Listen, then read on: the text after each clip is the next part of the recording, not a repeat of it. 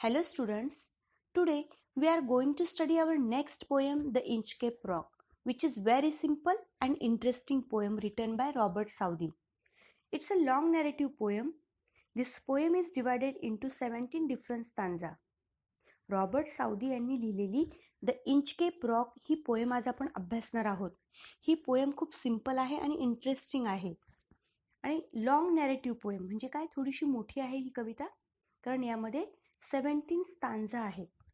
We will explain it one by one. Students, now we will see about the poet and about the title. Robert Southey, 1774 to 1843, born in Bristol, England, son of draper. Draper means cloth wholesaler. Was educated at Westminster School and Balliol College, Oxford. Robert साऊदींचा period दिलेला आहे 1774 to 1843, 1774 ते 1843. यांचा जन्म इंग्लंडमधील Bristol या ठिकाणी झाला. He was a poet, laureate of England. From 1813 to 1843. Laureate म्हणजे कोण? राजकवी. 1813 ते 1843 दरम्यान हे राजकवी म्हणून ओळखले जायचे.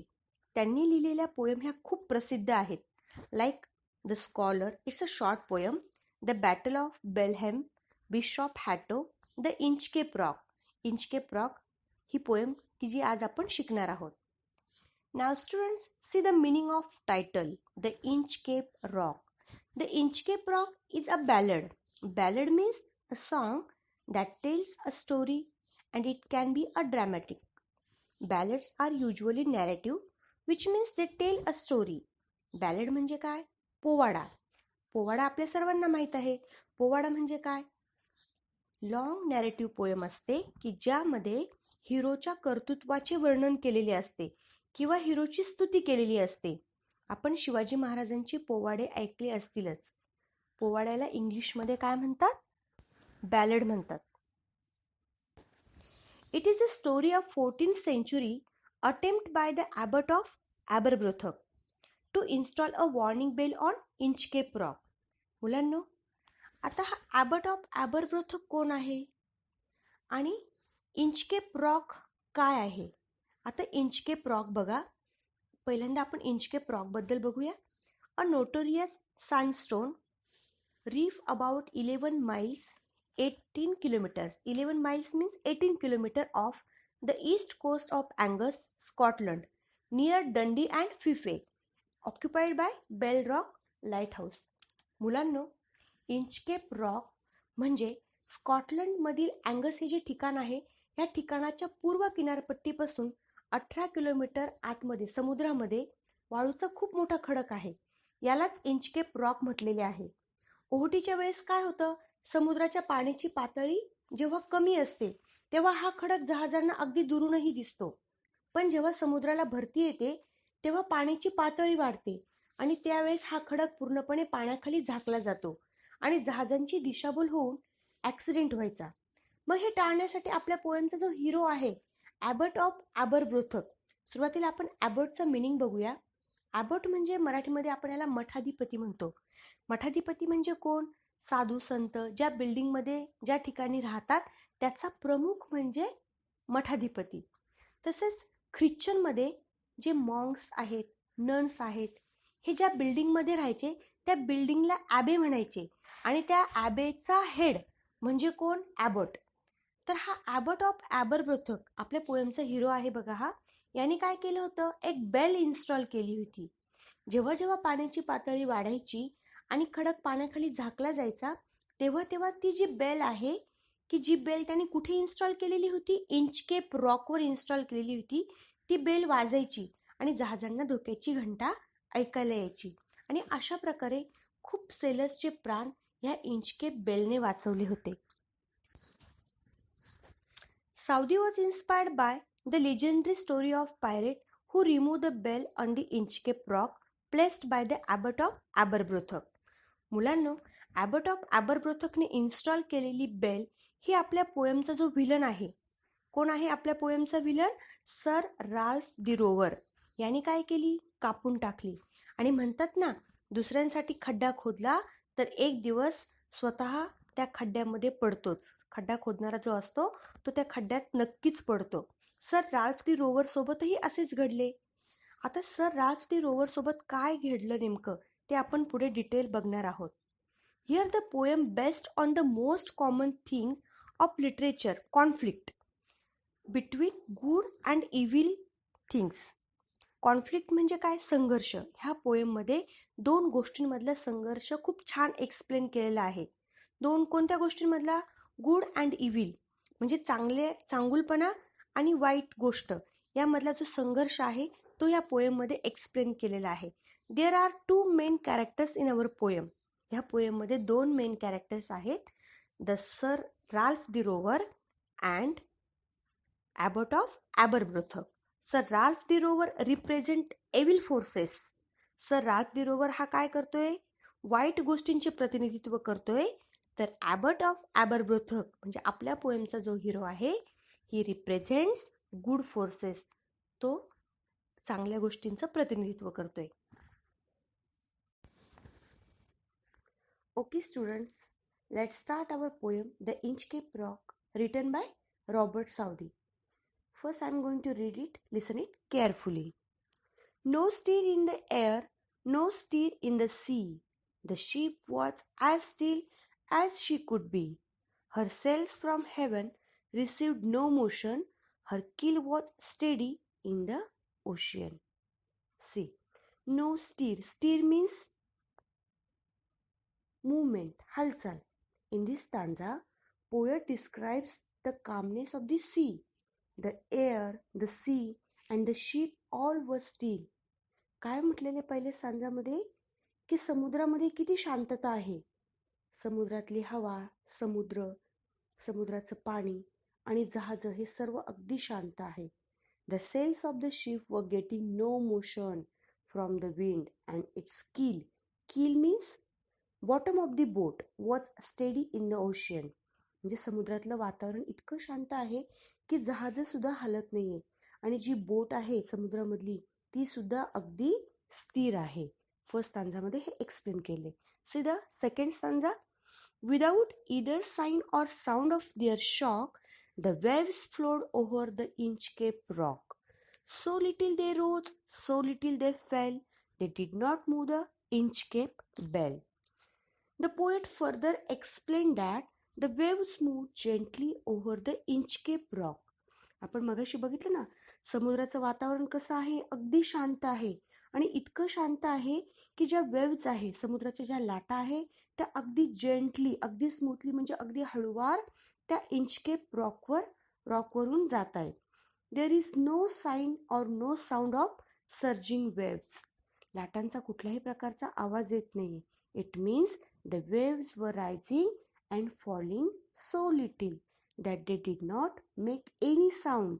The waves were gently flowing over the Inchcape rock without moving or ringing the bell. म्हणजे लाटा इतक्या शांत आहे की त्याचा त्या इंचकेप बेलवर कोणताही परिणाम होत नाही. म्हणजे इंचकेप बेल वाजत नाही. कारण लाटांचा वेग खूप कमी आहे.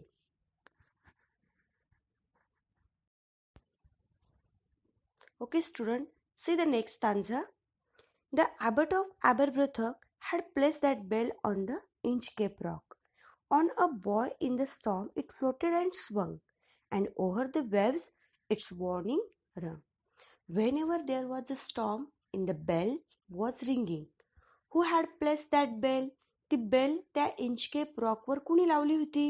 The abbot of Aberbrothock placed that bell on the Inchcape rock.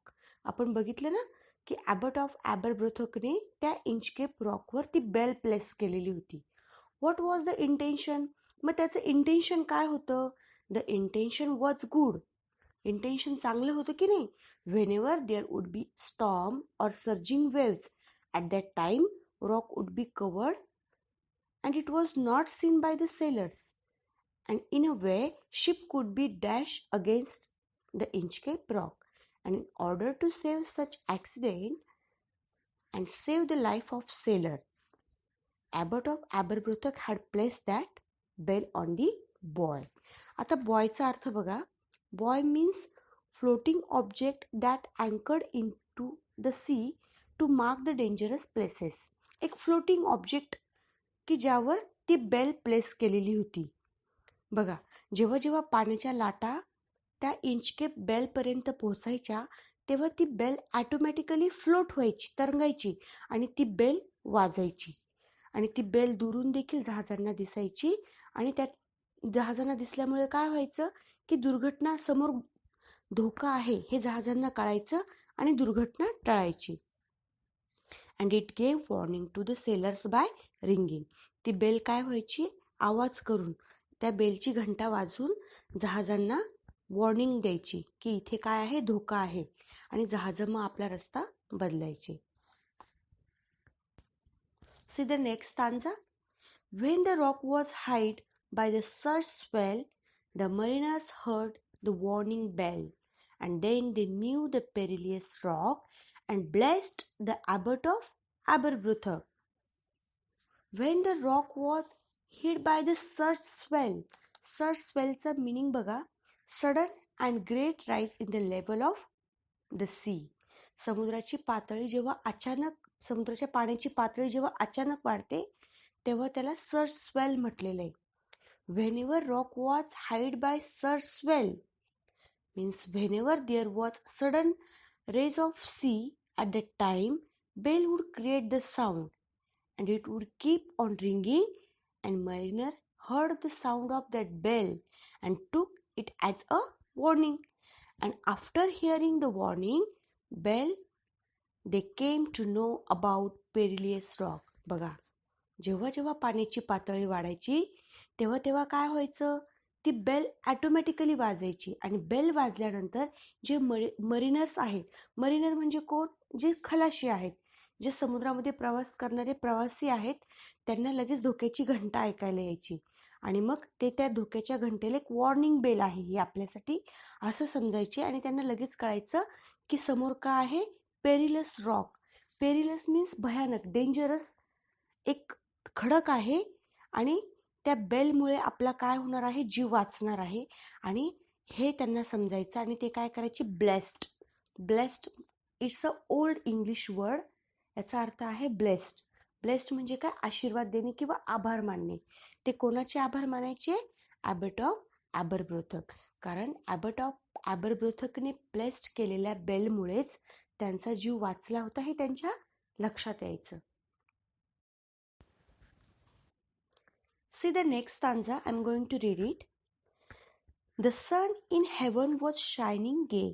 All things were joyful on that day. The seabird screamed as they wheeled round, and there was joy in their sound. The fifth stanza describes a setting of a natural elements like shining sun, a cheerful birds, and joyful atmosphere on that particular bright day. बघा, समुद्रामध्ये एक दिवस काय होतं, खूप छान वातावरण असतं. म्हणजे नॅचरल एलिमेंटचं सेटिंग पोएटने खूप छान पद्धतीने मांडलंय. शायनिंग सन आहे, चिअरफुल बर्ड्स म्हणजे खूप आनंदी पक्षी आनंदाने अगदी गिरट्या घालतायत. एव्हरीथिंग लुक जॉयफुल, सगळं काही खूप आनंदाचं वातावरण आहे. The sea birds were chirping happily. Sea birds जे आहेत, समुद्रातले पक्षी, ते खूप आनंदी आहेत. And they wheeled round and screaming in joy. आनंदाने ते व्हील्ड राऊंड म्हणजे काय, गिरट्या घालणे. अँड स्क्रीमिंग इन जॉय, आनंदाने ते ओरडत आहेत. Means there was joyance in their sound. त्यांच्या आवाजामध्ये खूप छान आनंद आहे. It means all atmosphere was happy. वातावरण कसं होतं एका पर्टिक्युलर डेला, खूप छान, खूप हॅपी होतं. पुढे काय घडतंय बघा. The buoy of the Inchcape bell was seen, a darker speck on the ocean green.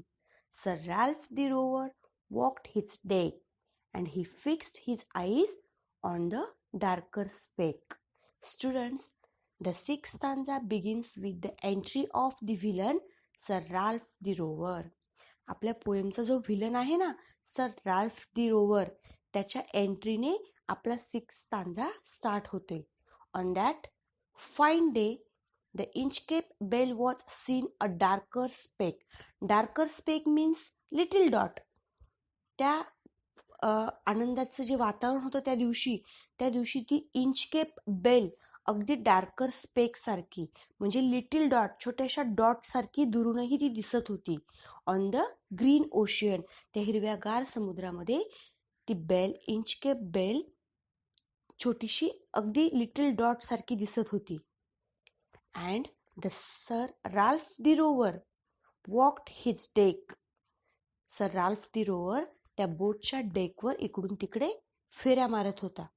And he fixed his eyes on that darker speck. त्याने काय केलं, त्याची जी नजर आहे, त्याचे जे डोळे आहेत ते त्या डार्कर स्पेकवर म्हणजेच इंचकेप बेलवर फिक्स केले. का फिक्स केले, त्याच्या मागचं इंटेन्शन काय होतं हे आपण पुढे बघणार आहोत. See the next stanza. He felt the cheering power of spring. He made him whistle, it made him sing. His heart was mirthful to excess, but the rover's mirth was wickedness. काय म्हटलं या स्टांजामध्ये? This stanza describes how the Ralph was happy. He was delighted at the good spring atmosphere. Spring म्हणजे काय? वसंत ऋतू. वसंत ऋतूच्या ॲटमॉस्फिअरने तो खूप खुश होता, खूप हॅपी होता. He was whistling and singing in a great Joy. आता बघा, आपण जेव्हा खुश असतो तेव्हा आपण सुद्धा शिटी वाजवतो, गाणं गुणगुणतो. अगदी तसंच सर राल्फ दी रोवर सोबत घडते. राल्फ दी रोवर खूप खुश आहे आणि या आनंदामध्ये तो काय करत आहे? शिटी वाजवत आहे, गाणं गुणगुणत आहे. He was very happy, but the rover's mirth means happiness, Anand. But the rover's mirth was wickedness. पण या रोवरचा जो आनंद आहे ना, हा कसा आहे? wickedness. It means sinful thought came in his mind. म्हणजे काहीतरी पाप त्याच्या मनात आले. त्याचा जो आनंद आहे तो असुरी आनंद आहे. आता बघा, पोएटने इथे त्याचा आनंद असुरी आहे असं का म्हटलेलं आहे? म्हणजे सर राल्फ दी रोवर हा काय करणार आहे हे आपण पुढच्या स्टांजामध्ये बघणार आहोत. See the next stanza. His eyes on the Inchcape float. Quoth he, my men, put out the boat and row me to the Inchcape rock and I will plague the abbot of Aberbrothock. See, he had fixed his eyes on the Inchcape bell. आपण मगाशी बघितलं ना की त्याने काय केलं होतं, त्याची नजर कुठे फिक्स्ड केलेली होती? त्या इंचकेप बेलवर. आणि तो काय करतोय? ही कोथ मीन्स ऑर्डर. तो त्याच्या माणसांना ऑर्डर करतोय. काय ऑर्डर करतोय? He said to his men to take the boat to the Inchcape rock. Boat कुठे घेऊन चला माझी? रो म्हटलेले. रो म्हणजे काय? वल्हवणे. माझी बोट कुठे घेऊन चला? त्या इंचकेप रॉककडे घेऊन चला. Then he says that he is going to plague. Plague means destroy, cut करणे. तो काय म्हणतोय की मी काय करणार आहे? ती जी बेल आहे, की जी बेल ॲबट ऑफ ॲबरब्रोथने काय केलेलं होतं? त्या इंचकेप रॉकवर प्लेस्ड केलेली होती. ती बेल मी काय करणार आहे? डिस्ट्रॉय करणार आहे. म्हणजे ती बेल मी कट करणार आहे. See the next stanza. The boat is lowered, the boatmen row, and to the Inchcape rock they go.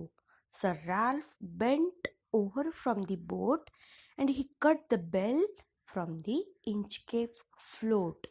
See, the ninth stanza describes that the rover's men lowered the boat, and row means took the boat to the Inchcape rock. बोट काढली गेली आणि रोवरचे sir Ralph दी रोवरची जी माणसं आहेत त्यांनी ती बोट कुठे घेऊन गेले? इंचकेप रॉककडे घेऊन गेले. Sir Ralph the rover bent over the boat. You can see in the picture. बघा की सर राल्फ दी रोवर आहे तो असा थोडा पुढे वाकला आणि त्यांनी काय केलं? Cut the bell from the rock. ती बेल त्या रॉकवरून ती कट केली. पुढे काय घडतंय बघा. Down sunk the bell with a gurgling sound.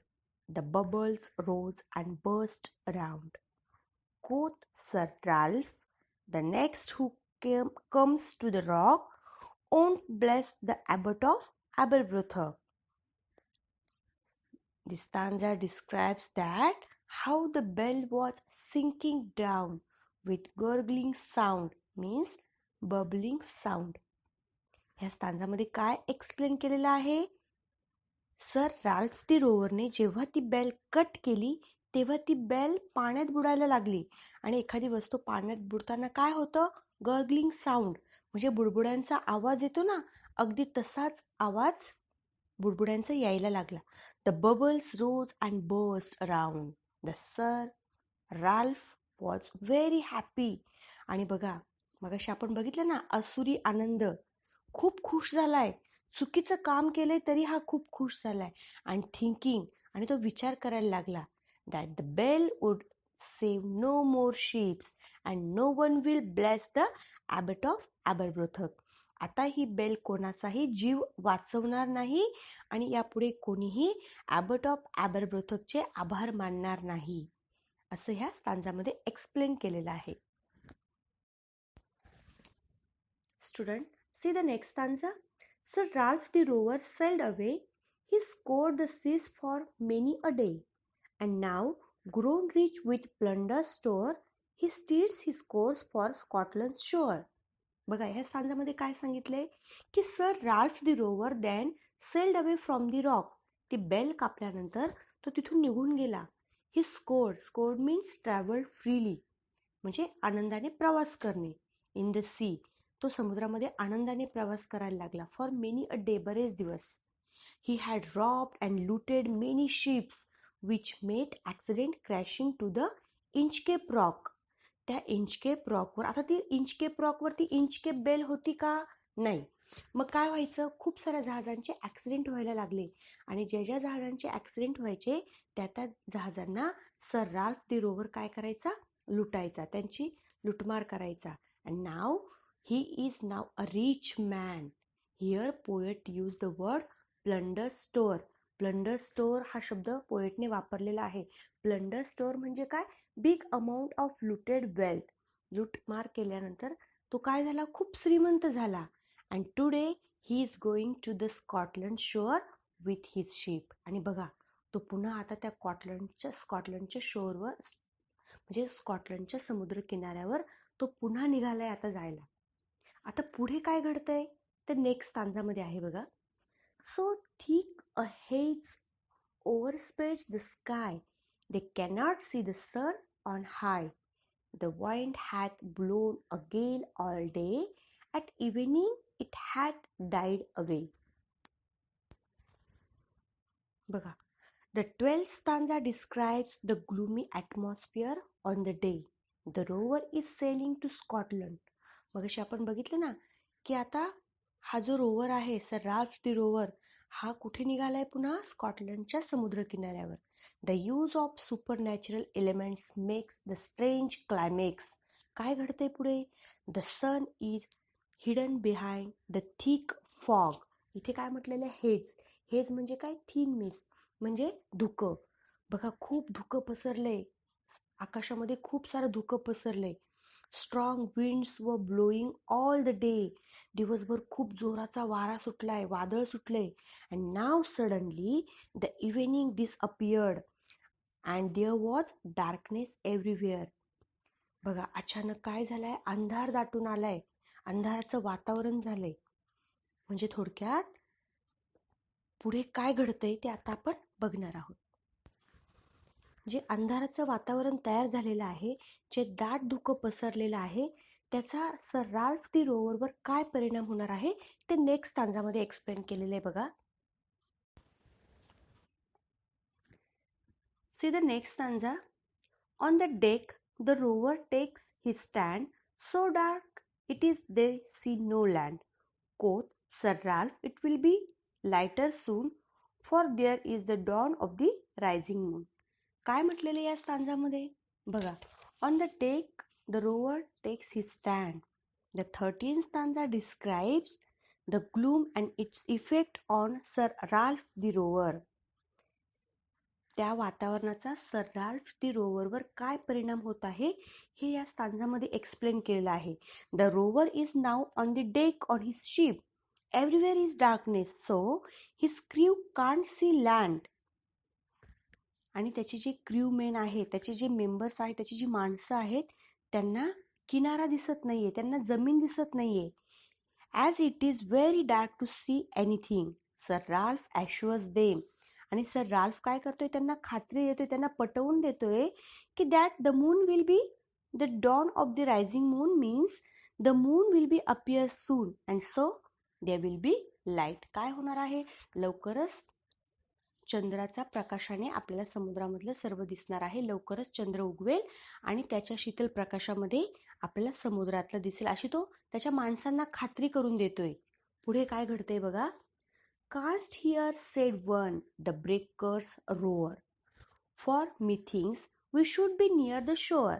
Now where we are I cannot tell, but I wish I could hear the Inchcape bell. The 14th stanza describes Ralph's crewmen says that they canst means can. Here canstचा अर्थ काय होते, can. They can hear the roaring sound of the waves breaking against something. काय म्हणतायत ते crew member की खूप मोठा आवाज येतोय कसला तरी. कसला आवाज आहे हा, लाटांचा आवाज आहे. द रोरिंग साऊंड, हा जो रोरिंग साऊंड आहे हा कसला आहे, लाटांचा आहे. So they hope that they should be near the shore. म्हणजे काय झालंय, यांची बोट जवळजवळ त्या इंचकेप रॉकवर आदळली आहे आणि त्यांना काय वाटतंय की आता समुद्र किनाराच जवळ आलेला आहे की काय. दे ऑल्सो रिग्रेट, आणि त्यांना काय होते, पश्चाताप होते. रिग्रेट म्हणजे काय, पश्चाताप होणे. कसला पश्चाताप होतोय त्यांना, that the Inchcape bell is no more as it could be guide them in this critical situation.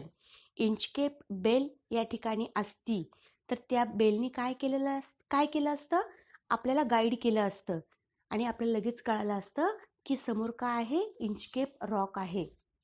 इथे मी थिंक्स हा शब्द आहे बघा. मी थिंक्स या शब्दाचा अर्थ होतो इट सीम्स टू मी. हा आर्केक वर्ड आहे. मी थिंक्स याचा अर्थ होतोय आय थिंक. ठीक आहे.